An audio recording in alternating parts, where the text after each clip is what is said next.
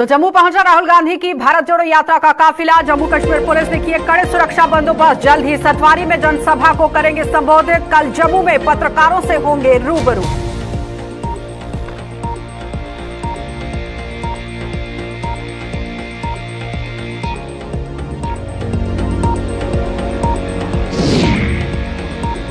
गणतंत्र दिवस और भारत जोड़ो यात्रा के मद्देनजर रामबन में सुरक्षा व्यवस्था हुई चाक चौबंद। जम्मू कश्मीर पुलिस और सुरक्षा एजेंसियों ने संभाला मोर्चा। हाईवे के अलावा रामबन के अंदरूनी इलाकों में चेकिंग अभियान ने पकड़ा जोर। 25 जनवरी को रामबन जिले में होगी दाखिल भारत जोड़ो यात्रा। अगले दिन गणतंत्र दिवस।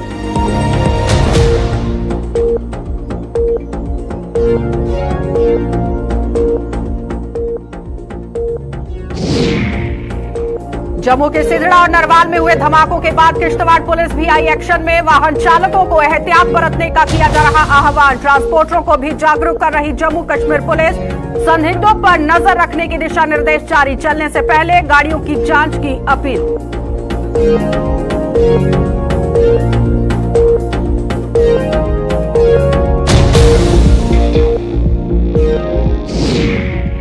और गुलिस्तान न्यूज की एक और बड़ी खबर का हुआ असर। लोगों के प्रदर्शन के बाद बफलिया सुरनकोट सड़क के निर्माण ने पकड़ा जोर। दिन रात काम करने में जुटी निर्माण एजेंसी। अप्रैल महीने तक लोगों को मिल सकती है बड़ी सौगात।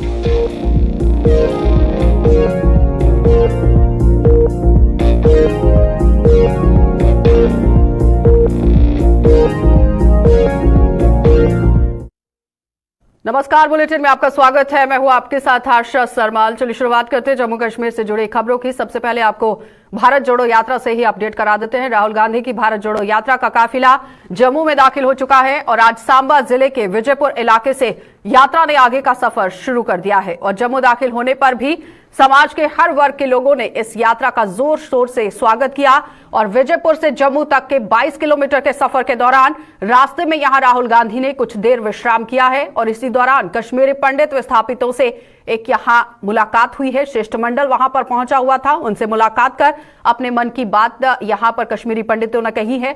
और राहुल गांधी आज जम्मू में ही यहां रुकेंगे और कल यहां एक प्रेस कॉन्फ्रेंस को संबोधित कर उधमपुर के लिए रवाना हो जाएंगे। तो जम्मू में उनके सफर पर अधिक जानकारी दे रहे हैं हमारे संवाददाता ऋतिका राजपूत। क्या कुछ पूरी जानकारी दे रही हैं, देखिए जरा।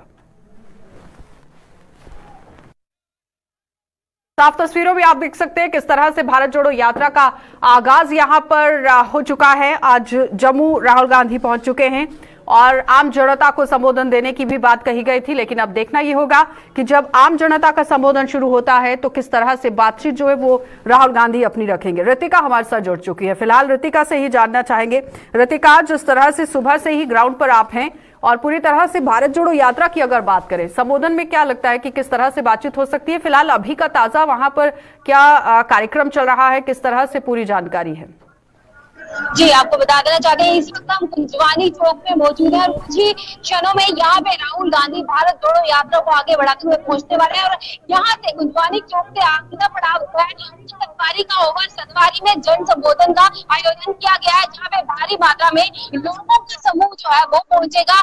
आम लोग जो अलग अलग डिस्ट्रिक्ट से आए हुए हैं, कहीं ना कहीं वो लोग अपनी बहुत सी समस्याओं को लेके पहुंचे और उनका कहना था कि राहुल गांधी के समक्ष वो अपने कुछ डेलीगेशन को भेजेंगे, उन्हें अपनी समस्याओं को भी कहीं ना कहीं रूबरू करवाते हुए यहाँ पे दिखाई देंगे। और साथ ही आपको बता देना चाहते हैं कि राहुल गांधी की यात्रा में जुड़े हुए बहुत से लोग कुंजवानी चौक से आगे जा चुके हैं, परंतु राहुल गांधी का ग्रुप जो अभी चल रहा है वो अभी तक नहीं पहुंच पाया है। कुछ ही क्षण रह गए हैं जब वो कुंजवानी चौक से भी निकलेंगे। लेकिन ऋतिका, सुरक्षा व्यवस्था को लेकर किस तरह से वहां पर कामकाज किया गया है और सबसे बड़ी बात यह है कि जनसमूह कितना वहां पर इस वक्त पहुंचा हुआ है, लोगों के अंदर कितना उत्साह है देखने को? यहाँ पे आम जनता की अगर मैं बात करूँ, हजारों के हिसाब से भीड़ हमें यहाँ पे देखने को मिली है। लोकल लोग जो है वो अलग अलग जगहों से उठे कुंजवानी और सतवारी सुरक्षा व्यवस्था की अगर मैं बात जम्मू कश्मीर पुलिस के किया गया है, गाड़ियों को डाइवर्ट करने का कार्य किया जा रहा है और सुरक्षा को मद्देनजर रखते हुए कहीं ना कहीं अगर कोई भी संदिग्ध व्यक्ति या वस्तु नजर आती है तो उसे उपयुक्त कार्रवाई के जो निर्देश मिले हैं उन तमाम चीजों का पालन करते हुए हमें यहाँ पे दिखाई दिए। और आम जनता का संबोधन कब तक होने वाला है? जी, आपको बता दें कि कुंजवानी चौक से जाते ही ये यात्रा सतवारी में पहुंचेगी। सतवारी में पहुंचने तभी वहाँ पे जन संबोधन का पूरा कर दिया गया है, पूरी तैयारियां कर दी गई है। वहां पहुंचते ही राहुल गांधी की जो इंटरेक्शन है पब्लिक के साथ, वो वनडे इंटरेक्शन हमें देखने को मिलेगी। और अभी ये काफिला कहाँ तक पहुंचा है, ताजा अपडेट क्या है? आपको बता दें कि कालू चौक का एरिया जो है वो कहीं ना कहीं भारत जोड़ो यात्रा ने क्रॉस कर लिया है और अभी कुछ ही क्षणों में कुंजवानी चौक भी ये लोग पहुंचने वाले हैं और यहाँ की सीधी तस्वीरें जल्द ही हम आप तक पहुंचाएंगे। ठीक है रितिका, बहुत बहुत धन्यवाद फिलहाल जुड़ने के लिए। तो आपने देखा कि रितिका का क्या कुछ कहना था कि राहुल गांधी की जो भारत जोड़ो यात्रा है वो कालू तक पहुंच चुकी है और बहुत ही जल्द वो कुंजवानी चौक तक पहुंचेगी और उसके बाद सतवारी के अंदर रुक करेगी। और जैसे ही सतवारी के अंदर रुक किया जाएगा उसके बाद आम जनता को एक बड़ा संबोधन दिया जाएगा। लेकिन अब देखना ये होगा कि जिस तरह से ये संबोधन होता है, किन मुद्दों को लेकर बातचीत होती है, किस तरह से यहाँ पर ये पूरा संबोधन रहेगा। आगे बढ़ जाएंगे। अब गणतंत्र दिवस और राहुल गांधी की भारत जोड़ो यात्रा के मद्देनजर रामबन जिले में सुरक्षा व्यवस्था को चाक चौबंद कर दिया गया है और भारत जोड़ो यात्रा 25 जनवरी को रामबन जिले में दाखिल होगी और दूसरे दिन, यहाँ ठीक दूसरे दिन गणतंत्र दिवस है, जिसे मद्देनजर रखते हुए जम्मू कश्मीर पुलिस और सुरक्षा एजेंसियों ने मोर्चा संभाल लिया है। तो रामबन में हाईवे और अंदरूनी इलाके में बड़े पैमाने पर चेकिंग अभियान चलाया जा रहा है ताकि भारत जोड़ो यात्रा और देश के राष्ट्रीय पर्व पर देश विरोधी ताकतों के मंसूबे कामयाब ना होने पाए। और इसी तरह से आप देखिए कामकाज जो है वो अब हमारी सिक्योरिटी फोर्सेस यहां पर करती हुई नजर आएंगी। लेकिन लगातार आप देखिए भारत जोड़ो यात्रा को मद्देनजर रखते हुए सुरक्षा व्यवस्था को चाक चौबंद कर दिया गया है। गणतंत्र दिवस को मद्देनजर रखते हुए चाक चौबंद सुरक्षा व्यवस्था, क्योंकि आप अपनी टीवी स्क्रीन पर देख सकते हैं कि हाईवे पर भी किस तरह से चौकसी को बढ़ा दिया गया है। हर आने जाने वालों पर नजर रखी जा रही है। नदीम के पास चलते हैं। नदीम रामबन से हमें अपडेट कर रहे हैं। नदीम, किस तरह से वहां पर पूरे हालात हैं, क्या कुछ वहां पर चल रहा है, सिक्योरिटी के इंतजाम किस तरह से किए गए हैं? जी बिल्कुल, देखिए आशा, मैं आपको एक चीज बता दूं, क्योंकि हम देखते हैं जब भी इंडिपेंडेंस डे हो या फिर रिपब्लिक डे हो, उसको लेकर काफी सेंसिटिव माना जाता है इन दोनों इवेंट्स को और सिक्योरिटी काफी टाइट कर दी जाती है। हम देखें रामबन के अंदर अगर देखें तो पेट्रोलिंग यहाँ सुबह शाम रात भर होते रहती है। जहां तक हमने पुलिस ऑफिसर से बात की तो उनके अकॉर्डिंग पेट्रोलिंग हो रही है और हम देख रहे हैं कि चाहे लिंक रोड है हमारे पास या फिर हाईवे है, हर गाड़ी को चेक किया जा रहा है ताकि किसी भी किस्म की कोई गलत हरकत को अंजाम न दिया जाए। जिस तरह से रिपब्लिक डे आने वाले कुछ दिनों में ही सेलिब्रेट किया जाएगा, उन तमाम चीजों को लेकर जो है हाई अलर्ट पर है पूरा डिस्ट्रिक्ट रामबन। और जहां भी चाहे आप एंट्री पॉइंट्स को देखें, एग्जिट पॉइंट को देखें, चाहे वो हाईवे हो या हमारे पास नेशनल हाईवे हो, स्टेट हाईवे हो या फिर लिंक रोड्स है, हर रोड पर नजर है, हर रोड पर नाका है। जहां हम पुलिस स्टेशन की बात करें या पुलिस चेक पोस्ट की बात करें, पुलिस पोस्ट की बात करें और सिक्योरिटी रिव्यू मीटिंग भी बार बार ली जा रही। तो कहीं ना कहीं सख्त इंतजाम किए गए हैं सिक्योरिटी के। जहां हम डिस्ट्रिक्ट रामबन के अंदर देखें, चाहे हम बाजारों की बात करें या फिर मुख्तलिफ जो दूर दराज के हमारे इलाके हैं जहां पे भी इवेंट होना है, क्योंकि पंचायत के अंदर भी होता है, पंचायत राज इंस्टीट्यूशंस में, जहां हम देख रहे हैं कि आप पंचायत घर को देखेंगे, प्राइमरी स्कूल्स, मिडिल स्कूल, जो भी सरकारी इदारे हैं या प्राइवेट और जो ऑर्गेनाइजेशंस है, वहां पर झंडा लहराया जाएगा। और उसको लेकर हर जगह हम देख रहे हैं कि सिक्योरिटी काफी टाइट है, काफी सख्त कर दी है डिस्ट्रिक्ट रामबन के अंदर। नदीम, जिस तरह से भारत जोड़ो यात्रा को लेकर आपने अपडेट कर दिया है, नेशनल हाईवे की तरफ से क्या कुछ अपडेट है? क्योंकि आए दिन आप देखिए मौसम खराब अगर होता है तो काफी परेशानियां झेलनी पड़ सकती है। अगर इस बीच में मौसम खराब होता है तो फिर क्या इंतजाम किए गए हैं? जी बिल्कुल, देखिए आशा, मैं आपको एक चीज बता दूं, क्योंकि भारत जोड़ो यात्रा की जहां बात है और दूसरी तरफ हाईवे की बात है, क्योंकि भारत जोड़ो यात्रा को इस हाईवे पर से ही गुजर के जाना है।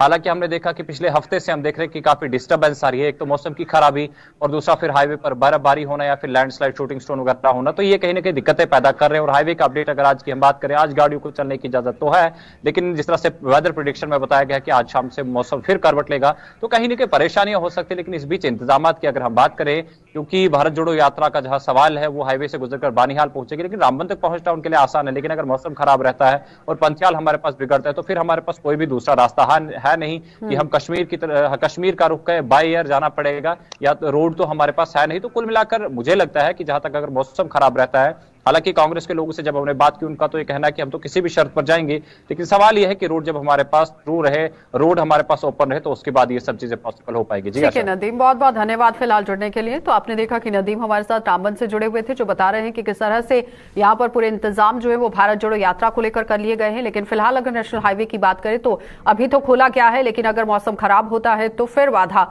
उत्पन्न हो सकती है। तो जम्मू के ही नरवाल और सिद्रा इलाके की बात कर लेते हैं, जहां पर आप देखिए धमाकों के बाद किश्तवाड़ में भी प्रशासन सतर्क हो गया है। इन धमाकों के बाद पुलिस द्वारा किश्तवाड़ में जागरूकता अभियान चलाया गया, जिसमें पुलिस ट्रांसपोर्टर्स और वाहन चालकों को काफी मुशक्कत करनी पड़ रही थी, लेकिन उन्हें जागरूक यहां पर लगातार करने की कोशिश की जा रही है। आम जनता को जागरूक करने की कोशिश की जा रही है और इसी कड़ी में यहां पुलिस ने बस स्टैंड सहित अन्य जगहों पर जागरूकता अभियान चला दिया है और ट्रांसपोर्टरों और वाहन चालकों को जागरूक पूरी तरह से किया जा रहा है। लेकिन इस दौरान आप देखिए डीएसपी हेडक्वार्टर आशीष गुप्ता भी ट्रांसपोर्टरों और वाहन चालकों को सतर्क रहने की बात कर रहे हैं, ताकि अगर कोई संदिग्ध नजर आता है तो उस पर नजर रखने के लिए किस तरह से काम किया जाए, इसके लिए भी आह्वान किया गया।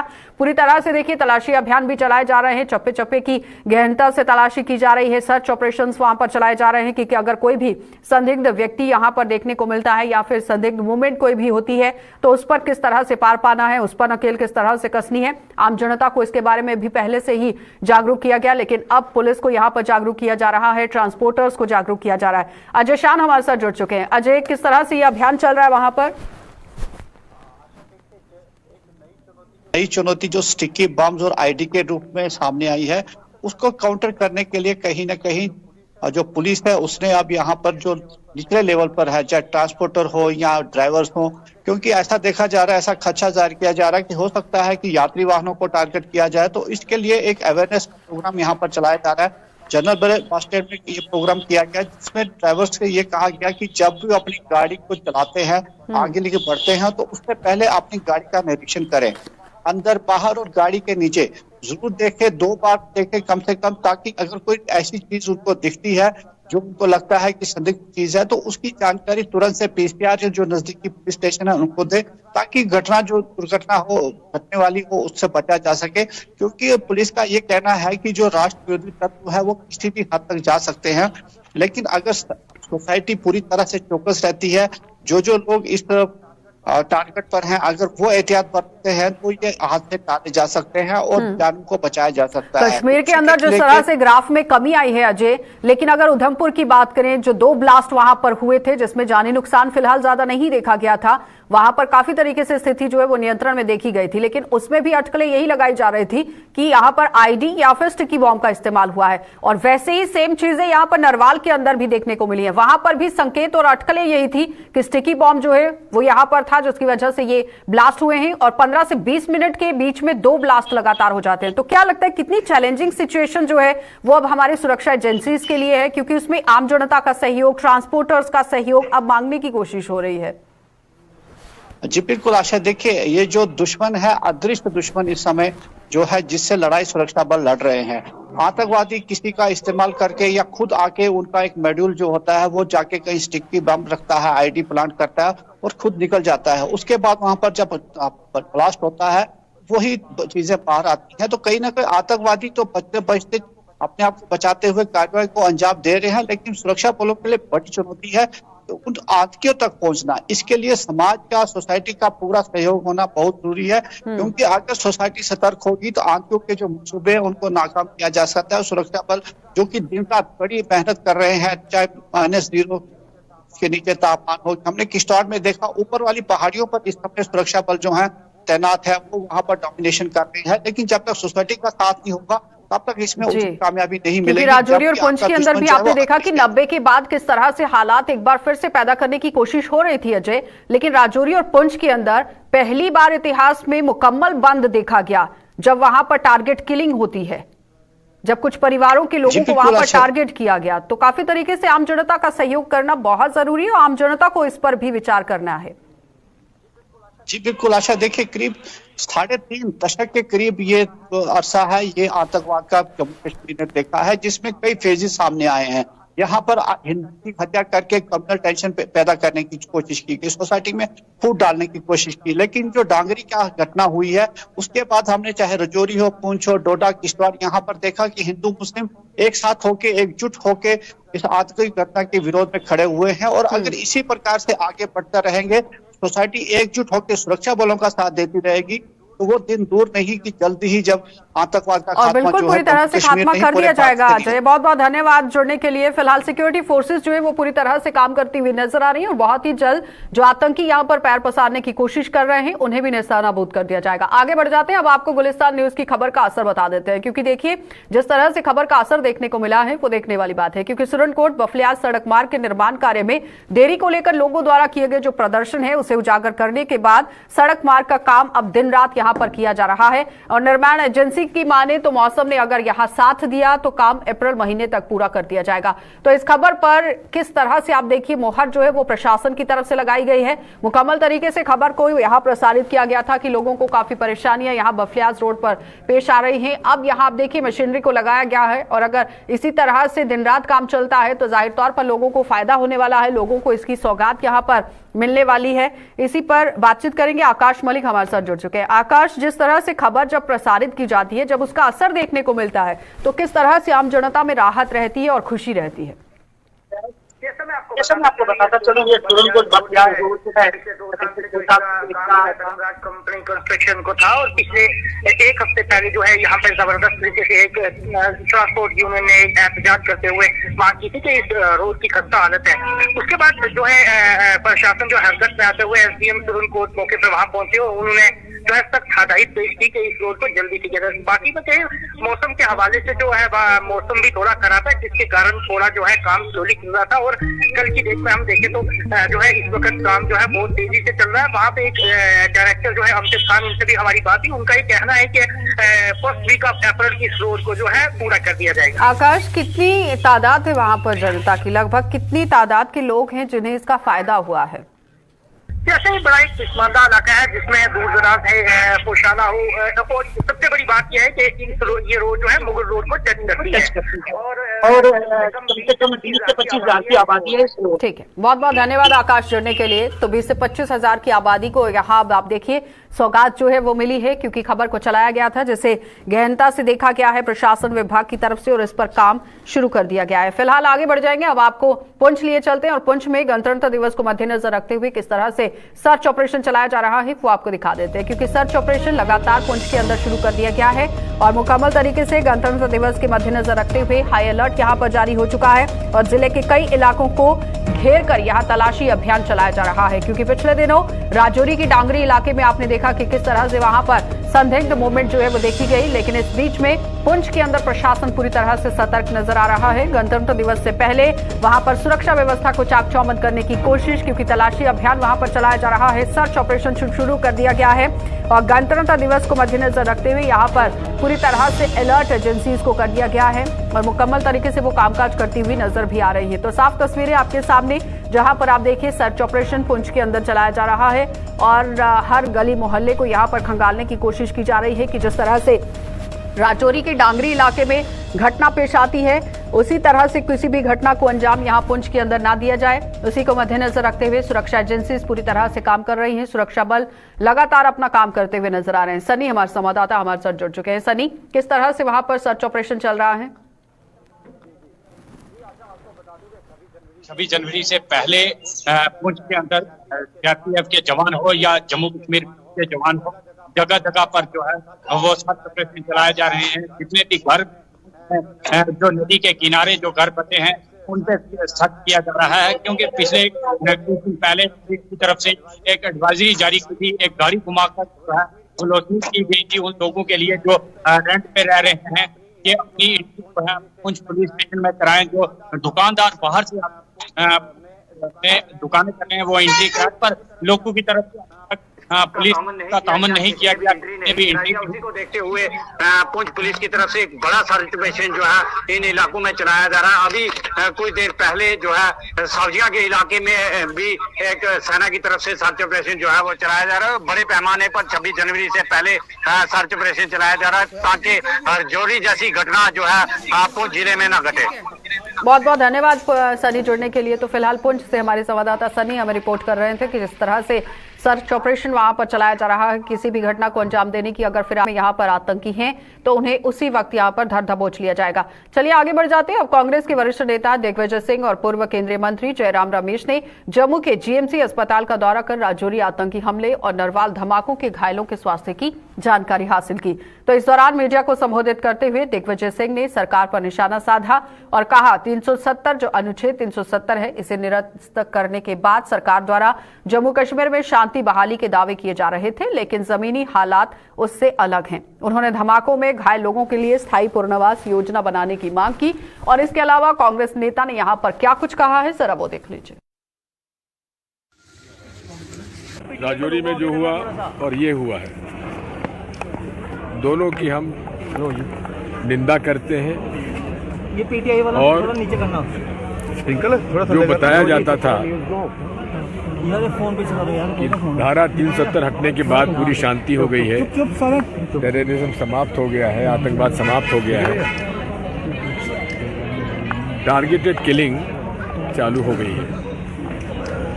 ये टारगेटेड किलिंग जो पहले हो रही थी फिर अब शुरू हो गई है। हालात वो नहीं है जो बताए जाते हैं। राजौरी में जो घटना हुई उसमें छांट के लोगों की हत्या की गई। एक जो बच्चा हमें मिला वो तो जीवन भर कुछ कर नहीं पाएगा। अभी उनको 1 लाख रुपए मिला है, लेकिन इसका जीवन तो अब खुद कमा खा नहीं पाएगा। हम चाहते हैं कि ऐसे विक्टिम्स को जो आतंकवाद के शिकार होते हैं उनको परमानेंट रिहैबिलिटेशन पॉलिसी बनना चाहिए, ताकि उनका जीवन किसी के और के भरोसे ना चले, वो अपना खुद का जीवन चला सके। घटना यहाँ पर हुई जम्मू में जो ब्लास्ट की वर्कशॉप में, ये भी ट्रिगर की गई है क्योंकि 15 मिनट के फर्क से ये ब्लास्ट हुए हैं।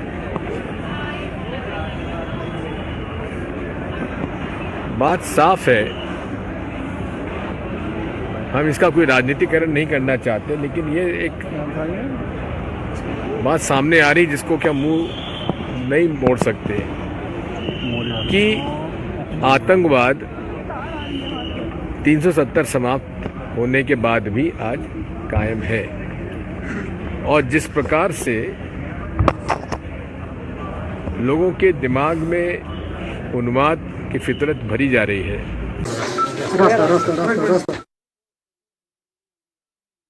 तो डोडा में सड़कों के किनारे पार्क की गई गाड़ियां आम लोगों के लिए जी का जंजाल बनी हुई हैं। स्थानीय लोगों के मुताबिक यहां सड़क के किनारे अवैध रूप से पार्क की गई गाड़ियों के कारण शहर का यातायात बुरी तरह से प्रभावित हो रहा है और प्रशासन इस ओर कोई ध्यान नहीं दे रहा।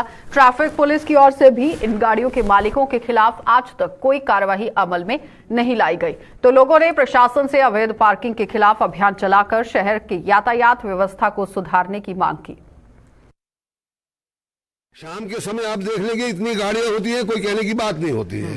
अगर कभी कभार कहीं कोई हादसा भी हो जाए, आग लग जाए, कुछ भी कोई भी चीज हो जाए, तो यहाँ गाड़ी आने का कोई मतलब कोई सुविधा है ही नहीं। तो ये गाड़ियां लगाता कौन है? ये यहाँ की जो लोग हैं जो अपने मतलब पब्लिक पर्पज के लिए लोगों ने रखी है, अपने लिए रखी है, पर्सनल गाड़ियां जो रखी है वो लोग कर रहे हैं पार्किंग यहाँ पर, उनको पूछने वाला कोई है ही नहीं। थोड़ी यहाँ पे हम देखते हैं दूरी पे यहाँ पे पार्किंग, प्राइवेट पार्किंग भी है, वहाँ क्यों नहीं? वहाँ इसलिए नहीं लगाते, वहाँ पैसा देना है, पैसा नहीं देंगे, मुफ्त में रखेंगे यहाँ रोड पर, क्योंकि रोड में पैसा देना नहीं है।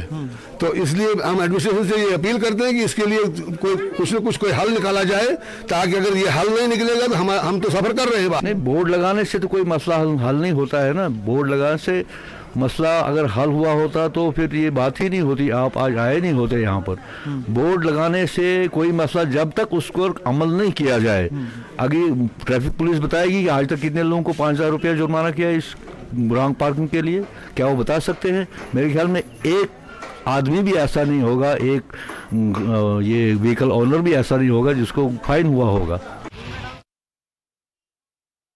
तो नहरों में पसरी हुई भारी गंदगी से किसान बेहद परेशान हैं। किसानों के मुताबिक इस गंदगी के कारण उनके खेतों तक पर्याप्त मात्रा में पानी नहीं पहुंच पा रहा है। मौजूदा समय में नहरों में पानी नहीं है और इनकी साफ सफाई का भी काम समय पर नहीं हो पा रहा है। तो किसानों का आरोप है कि सिंचाई विभाग उस समय नहरों की सफाई का काम शुरू करवाता है जब उन्हें पानी की जरूरत होती है और तब किसानों के दबाव के कारण विभाग नहरों की सफाई ठीक ढंग से नहीं करवा पाता। ਸਰ ਨਹਿਰਾਂ ਦੇ ਬਾਰੇ ਇਹੀ ਕਹਿਣਾ ਚਾਹੁੰਦੇ ਹਾਂ ਕਿ ਦੇਖੋ ਜੋ ਤੁਹਾਡੇ ਪਿੱਛੇ ਤੁਸੀਂ ਦੇਖ ਰਹੇ ਹੋ ਕਿ ਜਿਸ ਤਰ੍ਹਾਂ ਇਸ ਟਾਈਮ ਪਾਣੀ ਬੰਦ ਹੈ ਨਹਿਰਾਂ ਦੇ ਵਿੱਚ ਹੈ ਨਾ, ਤੇ ਪਾਣੀ ਬੰਦ ਕਾਰਨ ਕਿ ਜਿਹੜਾ ਨਹਿਰ ਦੇ ਵਿੱਚ ਗੰਦਗੀ ਵੀ ਜਿਹੜੀ ਕਾਫੀ ਪੈ ਚੱਲੀ ਹੈ। ਤੇ ਪਤਾ ਹੀ ਹੈ ਡਿਪਾਰਟਮੈਂਟ ਨੂੰ ਕਿ ਅਪ੍ਰੈਲ ਮਹੀਨੇ ਪਾਣੀ ਜਿਹੜਾ ਆਉਣਾ ਹੁੰਦਾ, ਤੇ ਅਪ੍ਰੈਲ ਮਹੀਨੇ ਤੇ ਪਾਣੀ ਆਉਣ ਤੋਂ ਪਹਿਲਾਂ ਜਿਹੜੀ ਇਸ ਟਾਈਮ ਦੇ ਵਿੱਚ ਜਿਹੜੀਆਂ ਸਫਾਈਆਂ ਜਿਹੜੀਆਂ ਹੋ ਜਾਂਦੀਆਂ ਪਿਛਲੇ ਟਾਈਮ ਦੇ ਵਿੱਚ ਪਹਿਲਾ ਟਾਈਮ ਦੇਖੋ ਤੁਸੀਂ ਉਸ ਟਾਈਮ ਸਫਾਈਆਂ ਹੋ ਜਾਂਦੀ ਸੀ ਇਸ ਟਾਈਮ ਤੱਕ, लेकिन आज तक कोई डिपार्टमेंट के वालों कोई एक्शन नहीं लिया, कोई JCB कोई कुछ नहीं आई है। ਜਦੋਂ ਪਾਣੀ ਆਉਣਾ ਹੁੰਦਾ ਉਹਦੇ 10-15 ਦਿਨ ਪਹਿਲਾਂ ਹੀ JCB ਭੇਜ ਕੇ ਤੇ ਉਹ ਸਫਾਈ ਕਰਾਉਂਦੇ, ਲੇਕਿਨ ਉਸ ਟਾਈਮ ਜਿਹੜੀ ਹੈ ਉਹਦੀ ਸਫਾਈ ਜਿਹੜੀ ਅੱਛੀ ਤਰ੍ਹਾਂ ਨਹੀਂ ਹੋ ਪਾਉਂਦੀ। ਤੇ ਇਸ ਕਰਕੇ ਮੈਂ ਤੁਹਾਡੇ ਚੈਨਲ ਦੇ ਮਾਧਿਅਮ ਰਾਹੀਂ ਡਿਪਾਰਟਮੈਂਟ ਨੂੰ ਇਹੀ ਅਪੀਲ ਕਰਾਂਗਾ ਕਿ ਇਸ ਟਾਈਮ ਸਫਾਈ ਕੀਤੀ ਜਾਏ ਤਾਂ ਕਿ ਅਪ੍ਰੈਲ ਮਹੀਨੇ ਤੱਕ ਜਦੋਂ ਪਾਣੀ ਆਉਣਾ ਉਦੋਂ ਤੱਕ ਉਹਦੀ ਜਿਹੜੀ ਸਫਾਈ ਬਹੁਤ ਅੱਛੀ ਤਰੀਕੇ ਨਾਲ ਹੋ ਸਕਦੀ ਹੈ। ਨਹਿਰ ਮਤਲਬ ਬੰਦ ਕੀਤੀ ਹੋਈ ਦੀ ਹੈ ਤੇ ਇਹਦੇ ਸਫਾਈ ਜਿਹੜੀ ਟਾਈਮ ਦੀ ਕੀਤੀ ਜਾ। ਪਿਛਲੇ ਵਾਰੀ ਜਿਹੜੀ ਸਫਾਈ ਜਿਸ ਥੋੜੀ ਸ਼ੈਲ ਹੋਈ ਜਲਦੀ ਕੀਤੀ ਸੀ, ਇਸ ਵਾਰੀ ਜਿਹੜੇ ਠੇਕੇਦਾਰ ਨੇ ਜਿਹੜੇ ਸਫਾਈਆਂ ਲੇਟ ਕਰਦੇ ਨੇ ਤੇ ਮਤਲਬ 15-20 ਦਿਨ ਮਹੀਨਾ ਰਹੀ ਜਾਂਦਾ ਫਿਰ ਸਫਾਈਆਂ ਕਰਦੇ ਆ। ਪ੍ਰੋਪਰਲੀ ਜਿਹੜੀ ਸਫਾਈਆਂ ਨਹੀਂ ਹੁੰਦੀਆਂ ਹਨ। ਅਸੀਂ ਇਹ ਚਾਹੁੰਦੇ ਹਾਂ ਭਲਾ ਜਿਹੜੀ ਜਲਦੀ ਹੋਈ ਜਾਣ ਥੋੜੀ ਸਫਾਈਆਂ, ਮਤਲਬ ਹੁਣ ਇਸ ਮੌਕੇ ਜਿਹੜੇ ਪਾਣੀ ਮਤਲਬ ਬੰਦ ਹੈ ਇਹਦੇ जल्दी सफाई हो जाए। चलिए बुलेटिन में फिलहाल इतना ही। देश और दुनिया की खबरों के लिए आप बने रहिए गुलिस्तान न्यूज़ के साथ।